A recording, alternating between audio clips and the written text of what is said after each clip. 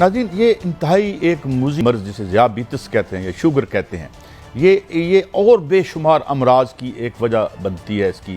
اور میں نے ایک پوسٹ دیکھی، ڈاکٹر عبید علی ایک بڑا معروف اور بڑا ایک جید نام سائنس کا اور ادویات کے حوالے سے، تو میں نے پھر ان سے رابطہ کیا تو انہوں نے یہ خبر بتائی کہ یہ FDA جو ہے، فوڈ اینڈ ڈرگ اتھارٹی نے اس کو اپروو کر دی۔ ڈاکٹر صاحب، میرا پہلا سوال آپ سے یہ ہے کہ یہ کیا علاج ہے، اس تک ہماری رسائی کب ہوگی اس ملک کے لوگوں کی، کیونکہ کوئی 4 کروڑ کے قریب بتایا جاتا ہے کہ یہاں لوگ ہیں، اور کیا یہ دوا ہم یہاں اپنے طور پر بھی بنا سکتے ہیں؟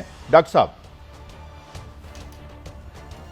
جی بہت شکریہ۔ یہ انسولین کی دنیا میں ایک انقلاب ہے، اور دوسرا سوال یہ کہ ہم تک کب رسائی ہوگی، یہ بہت دور ہے، کیونکہ یہ یقیناً بہت مہنگی ہوگی ابھی اس وقت امریکہ کے اندر، اور ہمارے یہاں جو بھی سہولتیں اویلیبل ہیں وہ ہم دوائیں بنانے کی سہولتیں نہ استعمال کر رہے ہیں اور نہ بنانے میں کوئی مخلص نظر آتے ہیں۔ ہمارے پاس جو پاکستان میں جو تقریباً 3 کروڑ سے زائد لوگ ڈائبٹیز کے مریض ہیں، تقریباً اگر کہہ لوں تو 3 کروڑ 30 لاکھ سے زائد، اور اس میں سے تقریباً 7 لاکھ لوگ وہ ہیں جو کہ ٹائپ 1 ڈائبٹیز ملائٹس کے ہیں۔ ٹائپ 1 کا مطلب یہ ہوا کہ وہ مریض جنہیں انسولین ہر حال میں چاہیے۔ اب انسولین جن کو ہر حال میں چاہیے انہیں ہم ٹائپ 1 ڈائبٹیز ملائٹس کہتے ہیں، اور اس کے لیے یہ ایک ایسی دوا پہلی بار یا ایسی سیلولر تھراپی اپروو کی ہے FDA نے، جو اس مسئلے کو حل کر رہی ہے۔ ڈاکٹر صاحب کیا میں ٹھیک سمجھاؤں کہ آپ یہ فرما رہے ہیں کہ شوگر کا پرماننٹ علاج آ چکا ہے اور ہر تیسرا پیشنٹ غالباً شوگر کا ہے؟ یہ تو ایک بہت اچھی خبر ہے، اور یہ ایک پیشنٹ پہ اس کا ٹریٹمنٹ میں کتنے اخراجات آتے ہیں، اور پاکستان کب تک توقع رکھی جا سکتی ہے کہ حکومت تو بڑا درد رکھتی ہے کہ پاکستان میں شوگر کے پیشنٹ کو بھی اللہ تعالیٰ صحت یاب کرے اس دوائی سے؟ میں ایک ایک کر کے جواب دے دیتا ہوں۔ پہلی بات تو یہ کہ واقعی یہی خبر ہے کہ جن لوگوں کی باڈی میں انسولین نہیں بنتا تھا، ان کا جین مسنگ تھا، تو ان کی باڈی میں انسولین بننا شروع ہو جائے گا۔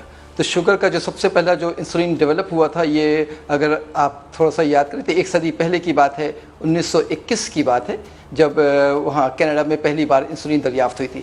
آج پوری 1 صدی لگ گئی، اور اس صدی میں بھی پچھلے تقریباً اگر میں کہوں کہ 2021ویں صدی کے آغاز پر پہلی بار جو ہے وہ سیلولر تھراپی کا ٹرائل شروع کیا گیا، جو اب جا کے یہ اپروو ہوا ہے۔ لیکن شوگر کے مریضوں کو 2 حصوں میں ڈیوائیڈ کیا جاتا ہے۔ ایک مریض تو وہ جن میں انسولین بنتا ہی نہیں ہے، اور ایک وہ مریض جن میں انسولین تو موجود ہوتا ہے لیکن شوگر بڑھ رہا ہوتا ہے، وہ کنٹرول نہیں ہو رہا ہوتا ہے۔ تو پہلے مریض کو ہم ٹائپ 1 ڈائبٹیز مریض کہتے ہیں، اور ان کو انسولین دینا ضروری ہوتا ہے۔ تو جن کو انسولین دینا ضروری ہوتا ہے، جن کے پاس انسولین بنتا نہیں ہے، ان کے لیے یہ علاج جو ہے وہ دریافت ہو چکا ہے۔ ہمارے ملک میں آنے کے لیے جناب جی، ہماری جو یونیورسٹیز ہیں، ہماری جو انڈسٹریز ہیں، ہماری جو ریگولیٹری اتھارٹی ہے، تینوں کو اپنا مائنڈ سیٹ چینج کرنا پڑے گا۔ اور جہاں ہم را مٹیریل امپورٹ کرتے ہیں، وہاں ہمیں کچھ ٹیکنیکل لوگ بھی امپورٹ کرنے پڑیں گے، ٹیکنیکل اساتذہ بھی امپورٹ کرنے پڑیں گے جو سائنس کی سچائی تک جانے کی صلاحیت رکھتے ہوں، اور سہولتیں تو ساری دستیاب ہیں۔ میرا جو اندازہ ہے وہ امریکہ میں دوائیاں چونکہ بہت مہنگی ہوتی ہیں، اور وہاں پر جین تھراپی مستقل آ رہی ہے۔ ابھی آپ دیکھیے 29 جون کو جب ہم یہاں پہ بقرعید منا رہے تھے، امریکہ میں ہیموفیلیا کا علاج آیا ہے، اور ہیموفیلیا کا علاج بھی اسی تقریباً ایسے ہی جین تھراپی سے آیا ہے۔ اس کی قیمت جو رکھی ہے وہ 90 کروڑ روپے پاکستانی بنتی ہے۔ لیکن اس کے کیس میں یقیناً چونکہ 5 سال تک انہوں نے دیکھا انسولین کی ضرورت نہیں پڑے گی، تو 5 سال تک جو انسولین کی کاسٹ بنتی ہے اس لحاظ سے یہ کاسٹ لگائیں گے، اور میں سمجھتا ہوں پاکستانی 1 ملین کی یہ پرائس رکھیں گے وہاں پر۔ یعنی 10 لاکھ کی ایک ڈوز ہوگی ڈاکٹر صاحب، آپ یہ کہہ رہے ہیں، اور ایک ہی ڈوز ریکوائرڈ ہوگی اس کی؟ اچھا، امریکہ میں نا وہ بیسکلی تھراپی پر بات کی جاتی ہے، چاہے 1 ڈوز ریکوائرڈ ہو یا کسی کو 3 ڈوز ریکوائرڈ ہو، وہ میرے اندازے کے مطابق تقریباً پاکستانی 1 ملین روپیز کی ہوگی، چونکہ یہ امریکہ ہے۔ اگر یہاں پہ بنانا شروع کر دیں، اس پہ کاسٹ بننے پہ کوئی کاسٹ بہت نہیں آئے گی سوائے انٹلیکچوئل ایبلٹی کے، کیونکہ اس کا را مٹیریل جو ہے وہ پینکریاز ہے کسی صحت مند آدمی کا، جس میں انسولین بنانے کی صلاحیت موجود ہے۔ اس پینکریاز کو آپ آرٹیفیشل جو ٹیشوز ہیں اس کے اوپر گرو کریں گے، پھر اس سیل کو الگ کریں گے، الگ کرنے کے بعد اس کو پیوریفائی کریں گے، اور پیوریفائی کرنے کے بعد اس کو کمرشلی فل کریں گے، اور پھر باڈی میں ہیپیٹک پورٹل وین کے ذریعے لگا دیا جائے گا۔ اچھا، ایک اور بات ڈاکٹر صاحب، ایک تو یہ کیا یہ 1 ٹائم ڈوز لائف ٹائم کے لیے کافی ہوگی، یا یہ دوبارہ بھی ریپیٹ کرنی پڑے گی؟ جو ریزلٹس آئے ہیں 30 لوگوں کو آپ نے بتایا تھا، جس میں سے 22 کلی طور پر صحت یاب ہو گئے تھے، اگر میں غلط نہیں سمجھا، اور اگر یہاں ہمارے پاس فیسلٹی موجود ہے اس دوائی کو ڈیولپ کرنے کے لیے ڈاکٹر صاحب؟ جی دونوں بات الگ کر لیتا ہوں کہ پہلی بات جو تھیوریٹیکل تو یہ صحیح ہے کہ ایک ڈوز کے بعد دوسری ڈوز کی ضرورت پیش نہیں آئے گی، یا ایک تھیراپی کے بعد جب وہ انسولین بننا شروع ہو جائے، یہ بات سامنے سمجھ میں آتی ہے، اور یقیناً امریکی گورنمنٹ کمپنی کو پابند کرے گی کہ اگر وہ بننا شروع نہیں ہو تو پھر وہ یقیناً اس کی کاسٹ وہ واپس کرے گی، یہ میں یقین سے کہہ سکتا ہوں۔ دوسری جو بات یہ ہے کہ پاکستان میں بننے کے لیے دیکھیے سب سے اہم جو را مٹیریل ہے نا وہ ہیومن بینگ ہے، جو پروفیشنلی ڈیولپ ہو، پروفیشنلی ایجوکیٹڈ نہ ہو، ڈیولپڈ ہو، وہ ایکسپیرینس رکھتا ہو، احساس کو سمجھتا ہو، سائنس کو سچا سمجھتا ہو۔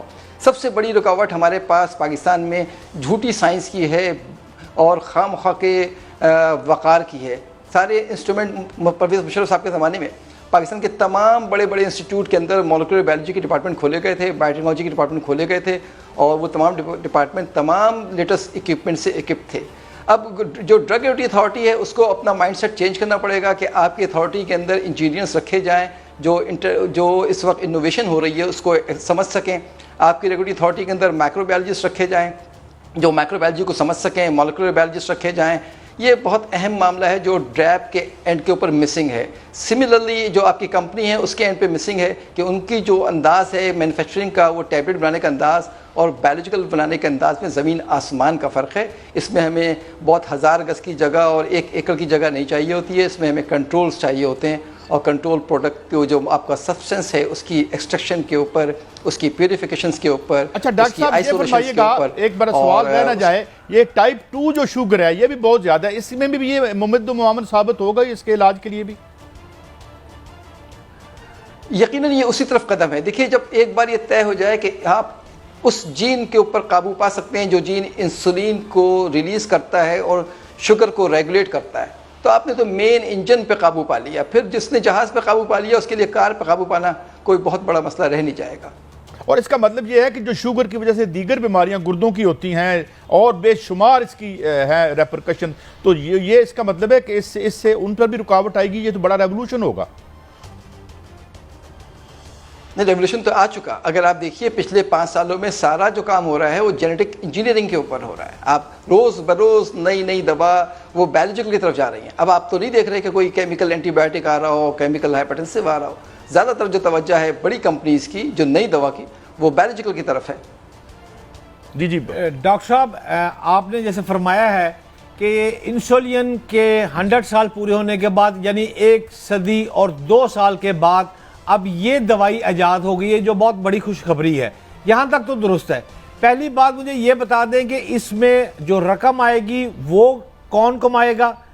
حکومت کو آپ کیا سجیسٹ کرتے ہیں تاکہ عوام کو آسانی ہو سکے اور یہ عوام تک پہنچ سکے؟ اور تیسری آخری بات آپ سے پوچھنا چاہوں گا کہ یہ کہا جا رہا تھا کہ نوبل انعام ملے گا جو شوگر کا دریافت کرے گا۔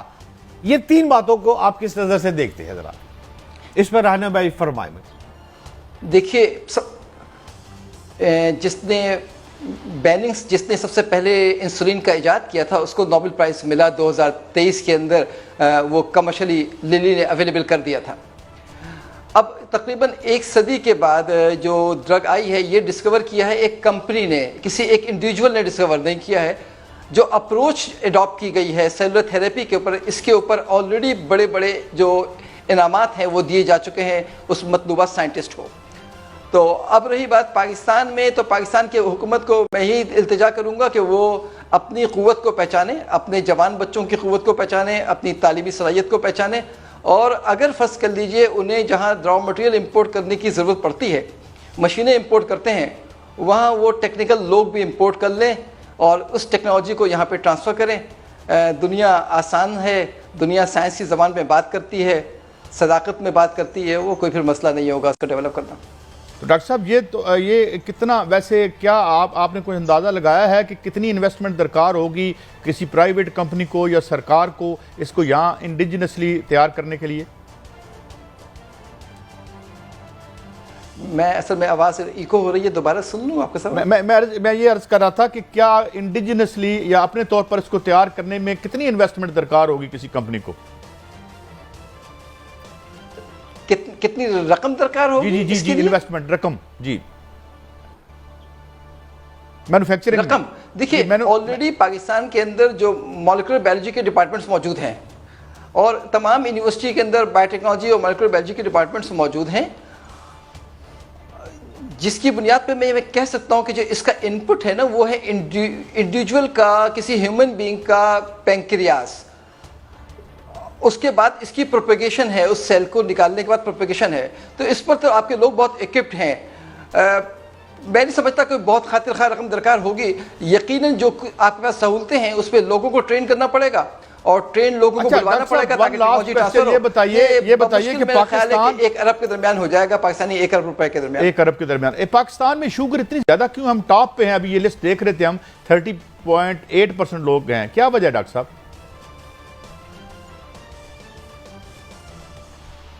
شاید میری آواز ان تک نہیں پہنچ سکی ڈاکٹر صاحب. بہت شکریہ ڈاکٹر صاحب.